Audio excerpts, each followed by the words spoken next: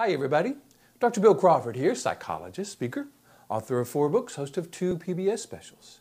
Here today to give you another tip on helping you create the life you want, or how to become more influential in your life and in the lives of others. The topic today is, what is a stressful situation? Does it even exist? And I've been a little apprehensive about bringing this topic to our discussion because I was concerned it would be misunderstood. So before you get all upset here about me trying to tell you that you're wrong or bad for being stressed, whatever, let me kind of give you a sense of exactly what I mean by that and what I don't mean. What I don't mean to imply is that there is no situation that can trigger our stress. I don't mean to imply that somehow if we get stressed by engaging in a situation with another person, somehow that is our fault, our failure to cope, or we shouldn't do that. What I want to do is look at what stress really is and then see, does this concept of stressful really accurately describe the experience? Okay, so let's look at what stress really is, because we've been given some bad information here. We've been told that stress is what something or someone does to us. Traffic stresses us out. Work stresses us out. Difficult people stress us out. Deadlines stress us out. And the good news is that's not true, because if that were true, we would have to change all those before we could influence our experience. And that's what a lot of people do. When they find themselves feeling stressed, they look at what they believe is the cause and try to change that. But often we can't change deadlines or traffic or difficult people or some of those situations that we are ascribing the cause to. That triggers more stress. We find ourselves caught in this cycle. What stress really is actually just a series of chemical changes in our body. Those chemicals, for the most part, are adrenaline, noradrenaline, and cortisol. Cortisol is the big one. Matter of fact, that's how they measure how stressed someone is today, is they measure the amount of cortisol in their saliva.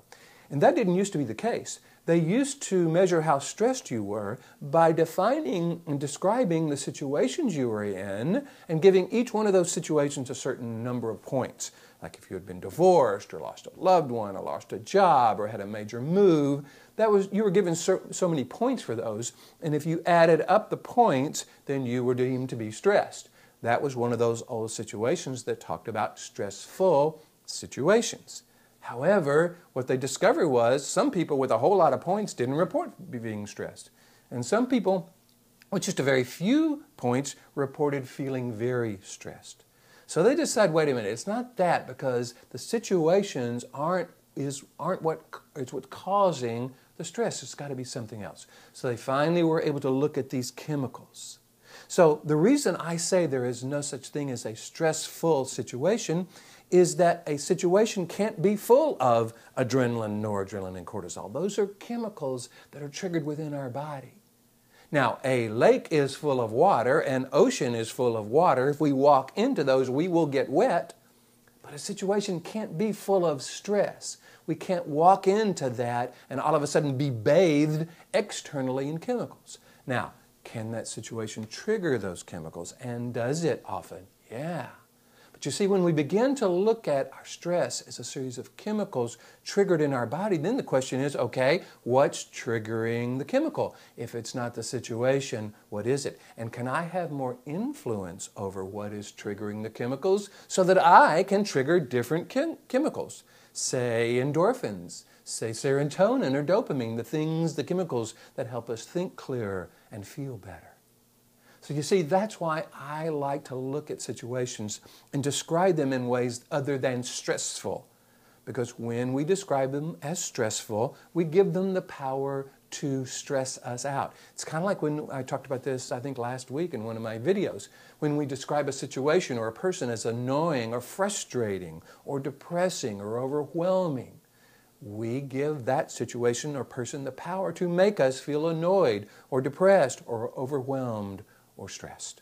So, I'm a big fan of us becoming more influential in our life, and that has a lot to do with how we describe the situations we're in and the experiences we have as a result of them. If we say, you know, I was in traffic the other day and gosh, I got that triggered a lot of adrenaline, noradrenaline, and cortisol. That was a really unpleasant experience. The next time I'm in traffic, here's what I would like to practice feeling. See, anything we practice, we get good at. That's why we're so good at experiencing stress and frustration and annoyance in these situations.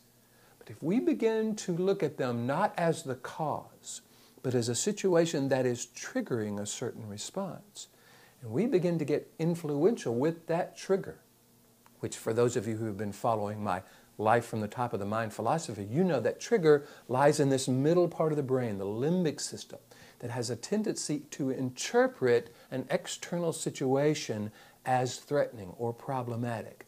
That triggers the production of adrenaline, noradrenaline, and cortisol, and we get stressed and frustrated and annoyed and angry as a result. If we can begin to look at those situations as an opportunity to practice what I call our highest purpose, the ability to choose the quality or characteristic we want to bring to that situation, then all of a sudden we become more influential in our life and in the lives of others. As you might imagine, there's a whole lot more to this. I certainly go into this a lot in my book, Life from the Top of the Mind.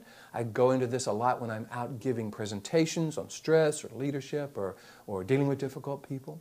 So if that's something you would like me to do, just go to my website and click the contact button. The website is Ph.D.com, or just Google Bill Crawford and I'll come up on the first page.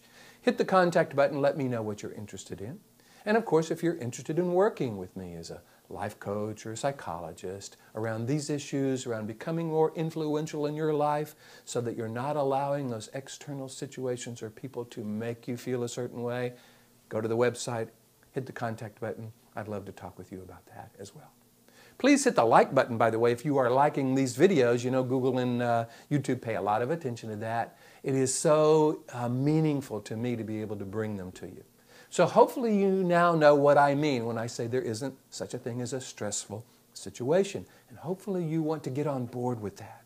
Because as we define our experience in terms of either how we can impact it or how we are impacted by other situations, that has a lot to do with whether or not we can be influential in our life and in the lives of others. So, here's to you, bringing more clarity, confidence, creativity, becoming more influential in every aspect of your life, and I look forward to seeing you in the next video.